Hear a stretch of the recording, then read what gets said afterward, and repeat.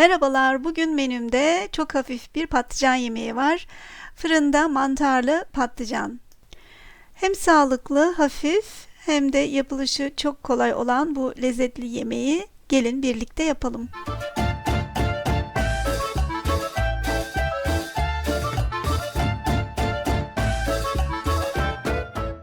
Hem etsiz ve çok hafif olan bu yemeğim için 3-4 adet patlıcan gerekiyor.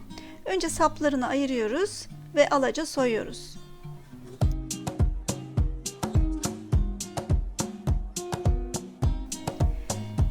Şimdi patlıcanları hemen hemen bir parmak kalınlığında, yani 1 santimetre kalınlığında yuvarlak şekilde kesiyoruz.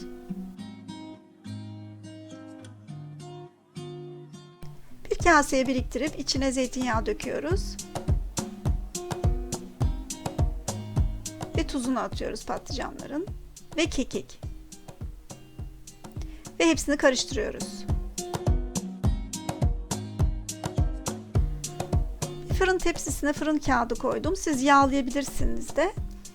Ama böyle fırın kağıdı olunca daha güzel oluyor çünkü yapışmıyor ve patlıcanları fırın tepsisine güzelce diziyoruz. Bu arada fırınımın ızgara fonksiyonunu 220 derecede ayarladım ve fırınımın en üst katına koyuyorum patlıcanları ve 8 dakika önce bir tarafını ızgara fonksiyonunda pişiriyorum ve 8 dakika sonra çeviriyorum patlıcanları. Bu sefer diğer taraftan da ızgara fonksiyonunda güzelce pişecek patlıcanlarım. Evet, bu arada şimdi diğer malzemelere geçelim. Mantar, biber, domates, soğan, sarımsak ve biraz daha zeytinyağı gerekli. Soğanımızı yarıya bölüyoruz ve ince dilimlere kesiyoruz.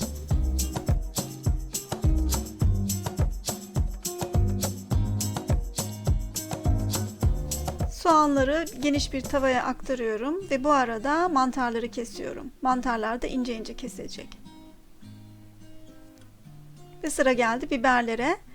Burada paprika, yani siz normal biber de, sivri biber de kullanabilirsiniz. Ben biraz daha kalın paprika biberini kullandım. Ve bunları ince ince kesiyorsunuz.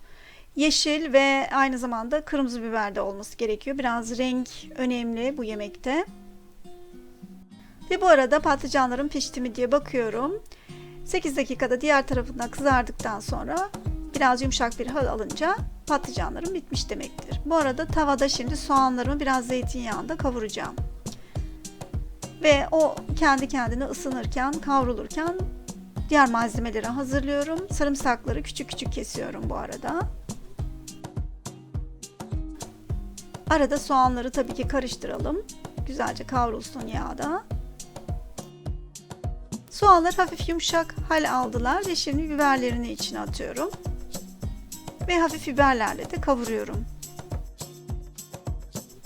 Şimdi mantarları içine alıyorum.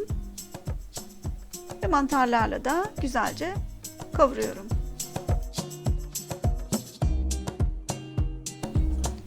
Evet, sebzeler kendi halinde kavrulurken domateslerimi soyuyorum. Ve arada karıştırarak tabii ki yanmasın diye. Ve domatesleri sapını tabii ki ayırdıktan sonra küçük küçük küp halinde kesiyorum.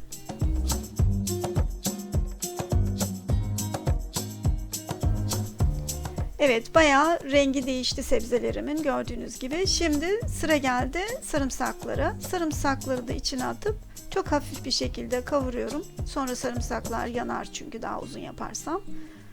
Biraz kavurunca kafi ve içine tuzunu atıyorum.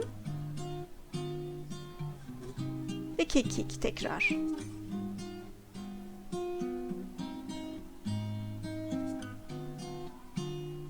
Ve şimdi de domateslere sıra geldi. Domateslerini katıyorum. Ve domatesi de hafif kavurduktan sonra çok fazla kavurmanıza gerek yok. Çünkü domatesin biraz suyu ve tadı kalacak. Daha fırına da süreceğiz. Biraz da içine bal koyduktan sonra evet, şimdilik sebzem bitmiştir. Fırına hazırlamak için bir borcama biraz zeytinyağı alıyorum ve dibine bütün sürüyorum.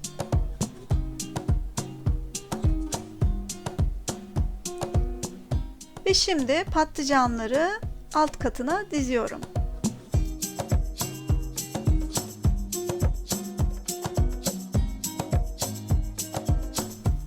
Gördüğünüz gibi bende 2 kat oldu. Daha büyük bir borcam kullanırsanız tek katta olabilir. Bu fark etmez. Şimdi üzerine kavurmuş olduğum sebzeleri yayıyorum. Bütün sosunu kullanarak tabii ki. Üzerine güzelce yayıyorum. Evet, böyle de fırına sürebilirsiniz aslında ama ben beyaz peynirli çok seviyorum bu yemeği ve üzerine biraz beyaz peynir gezdiriyorum. Ve 200 derecede ısıtmış olduğum fırına en alt katına sürüyorum. Hemen 20-25 dakika pişecek. Evet, piştikten sonra böyle nefis gözüküyor gördüğünüz gibi. Ve tabii ki fırınınıza bağlı. Her fırın farklı pişirebilir. Bu yüzden zamanı benim fırın için söyledim ama siz kendiniz bu rengi alınca yemeğiniz bitmiş demektir. Yani üzerindeki peynir pişecek. Biraz işte hafif pembeleşecek ve tamamen pişmiş bir haldeyse o zaman çıkarabilirsiniz. Yoksa yarım saate kadar pişirebilirsiniz yemeğinizi. Evet, şimdi de servis yapmaya hazır. Yanına çok güzel bir şekilde pilav yakışır, makarna veya patates püresi ama biz ailece bunu ekmekle de çok seviyoruz. Yani ekmeğe bandıra bandıra da yiyebilirsiniz. Bu arada biraz domateslerim pek iyi olmadığı için fazla suyu çıkmamış. Normalde daha sulu ve daha güzel domates suyuyla pişen bir yemek. Evet, herkese tavsiye ederim. Çok hafif, patlıcanları kızartmadan yapıyorsunuz. Normalde bazı yemekler, bu tür yemekler biliyorsunuz, patlıcanı önce kızartılıyor. Öyle de yapabilirsiniz. Bu tat daha çok hoşunuza gidiyorsa ama bana göre biraz ağır oluyor patlıcan çünkü çok yağ çekiyor. Ve bu da patlıcanı biraz daha az yağlı pişirme metodu. Bir deneyin derim. Daha hafif oluyor ve diyet yemeklerine uyuyor. Aynı zamanda hem sağlıklı, lezzetli ve vejetaryen bir yemek. Evet, umarım hoşunuza gitmiştir ve bir dahaki videoda görüşmek üzere. Bir like verirseniz de çok sevinirim. Diğer videolarıma da bakmak istiyorsanız muhakkak abone olun derim ve her yeni videoda görüşmek üzere. Hoşça kalın.